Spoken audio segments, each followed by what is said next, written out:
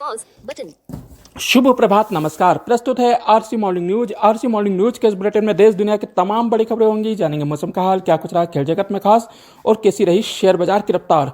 खबरों का सिलसिला शुरू करें उसके पहले इस वक्त की बड़ी खबर, ब्रेकिंग न्यूज आपको बता दें। मध्य प्रदेश के दमोह में गोवंश हत्या की गई है।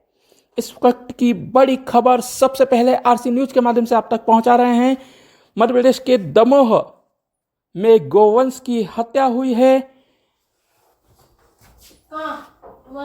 हिंदू कार्यकर्ताओं पर फायरिंग के समाचार भी मिल रहे हैं। बताया जा रहा है कि घटना शुक्रवार सुबह दमोह के सीता बावड़ी इलाके की है, जहां पर कुछ लोगों ने गोवंश की हत्या कर दी। हिंदू कार्यकर्ताओं की सूचना पर पुलिस जब तक मौके पर पहुंची तब तक हत्यारे गोवंश की हत्या कर चुके थे। कई हिंदूवादी कार्यकर्ताओं पर फायरिंग करने के समाचार भी मिले हैं। हिंदू संगठनों ने इस गोवंश हत्या के विरोध में आज दमोह बंद बुलाया है। हिंदूवादी संगठन के कार्यकर्ता अनाउंसमेंट करके लोगों को बंद की सूचना दे रहे हैं। वहीं दमोह एडिशनल एसपी संदीप मिश्रा ने बताया कि गोवंश हत्या के मामले में धारा 307 गोवंश अधिनियम और धार्मिक भावनाएं आहत करने के संबंध में केस दर्ज किया है। वहीं वेटनरी डॉक्टर ने बताया कि गोवंश की हत्या के बाद सभी अंग अलग अलग हो गए थे।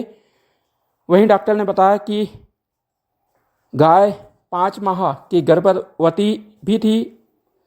बछड़ा कुछ समय तक जीवित रहा, बाद में उसकी मौत हो गई।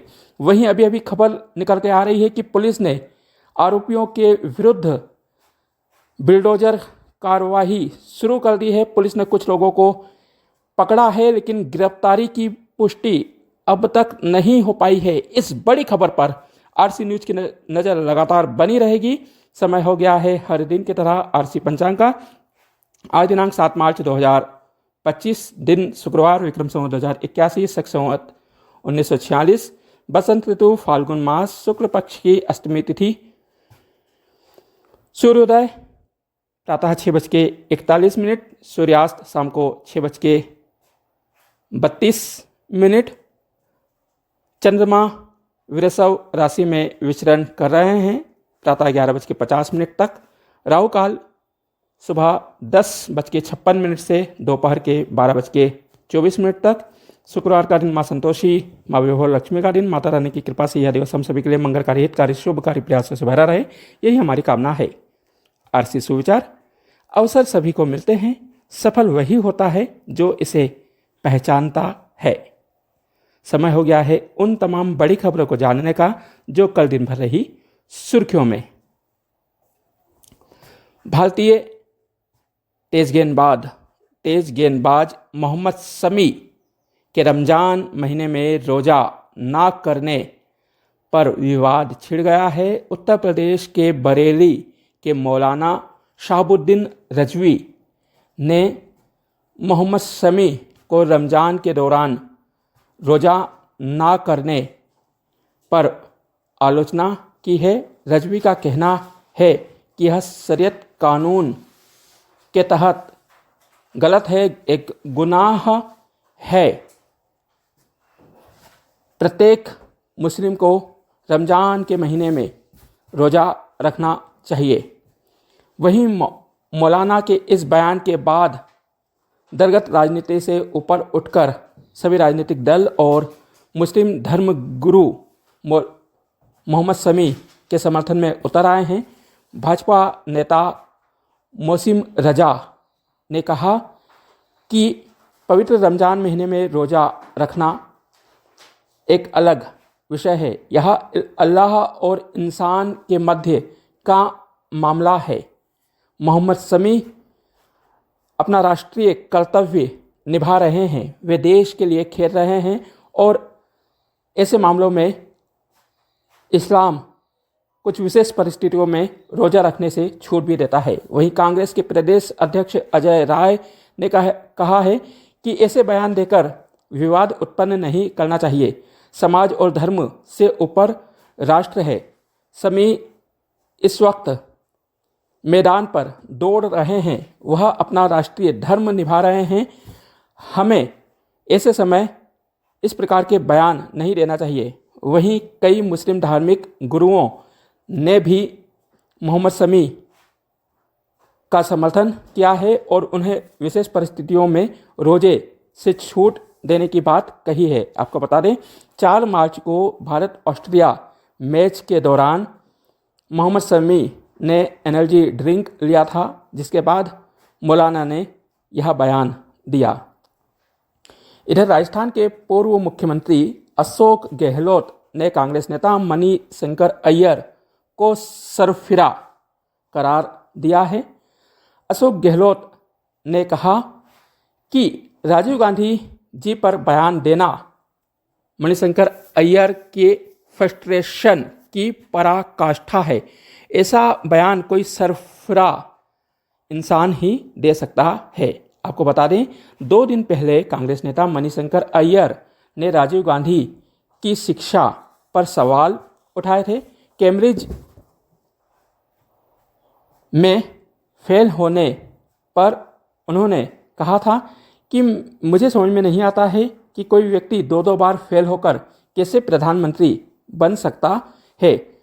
कल अशोक गहलोत ने कहा कि भारतीय राजनीति में कौन किस कॉलेज में फेल हुआ है, मुख्यमंत्री या प्रधानमंत्री बनने में इसका कोई मतलब नहीं है।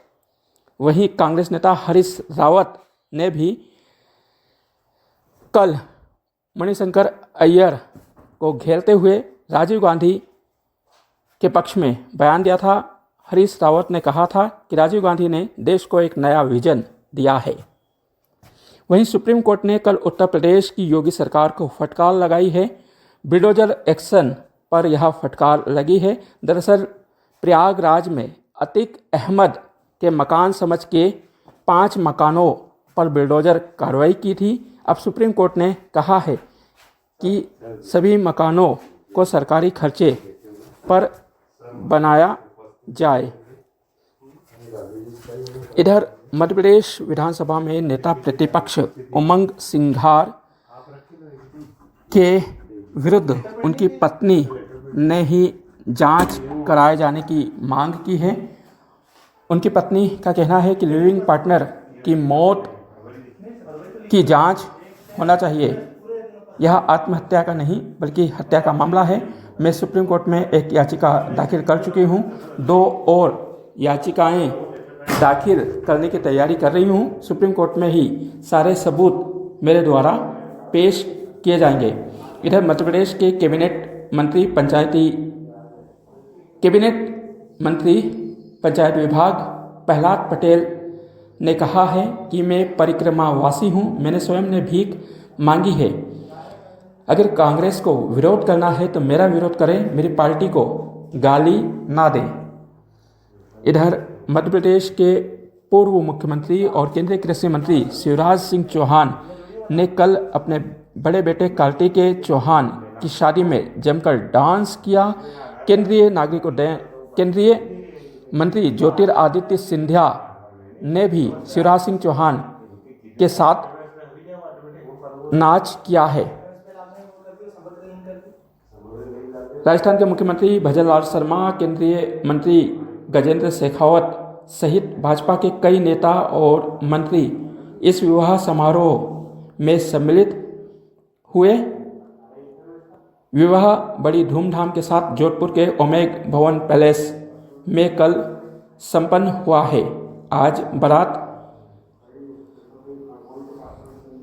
मध्य प्रदेश के लिए रवाना होगी। इधर इंदौर नगर निगम आयुक्त ने बयान दिया है कि इंदौर का BRTS हटाने के साथ साथ नया इंफ्रास्ट्रक्चर तैयार किया जाएगा। हटाने और तैयार करने की कार्यवाही साथ साथ की जाएगी। वहीं उत्तर प्रदेश के बहराइच में कुत्तों का आतंक बढ़ता जा रहा है। बहराइच के कई गांवों में कुत्ते लोगों को काट रहे हैं, जिसके चलते बच्चों ने स्कूल जाना छोड़ दिया है। ग्रामीण अपने हाथ में लाठी डंडे लेकर ही निकल पा रहे हैं।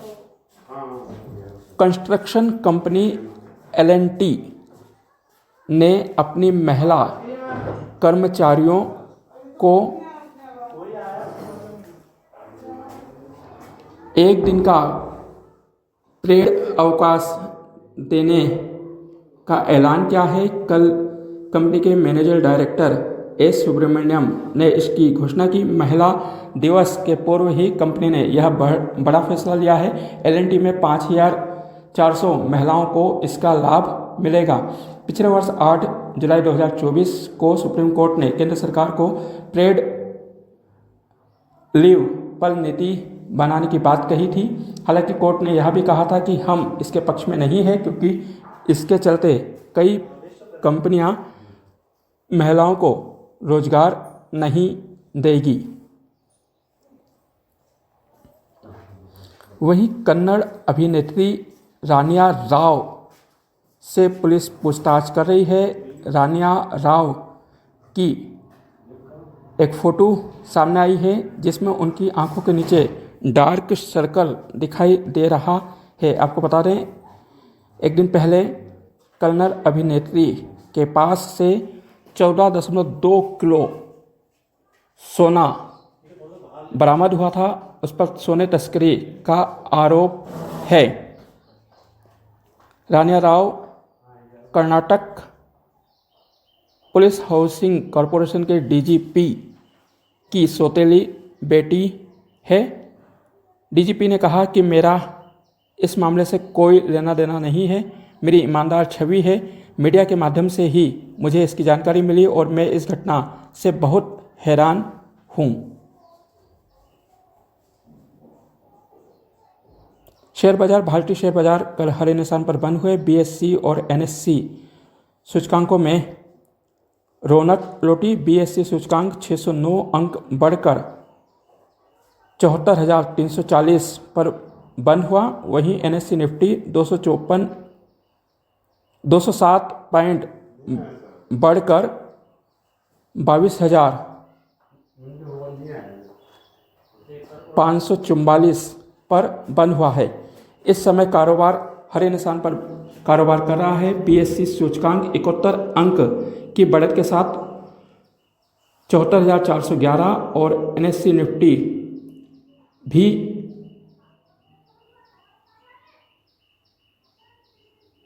हरे निशान में कारोबार करता हुआ दिखाई दे रहा है। वहीं IRCTC और IRFC को नवरत्न का दर्जा मिलने से ये दोनों ही कंपनियां अब 1,000 करोड़ रुपए का निवेश बिना सरकार की अनुमति से कर सकती हैं। इधर अमेरिकी राष्ट्रपति के भारत पर 100% टैरिफ लगाए जाने के बाद भारतीय बाजारों में हलचल देखने को मिल रही है। भारतीय बाजार को 61,000 करोड़ रुपए का नुकसान होने के समाचार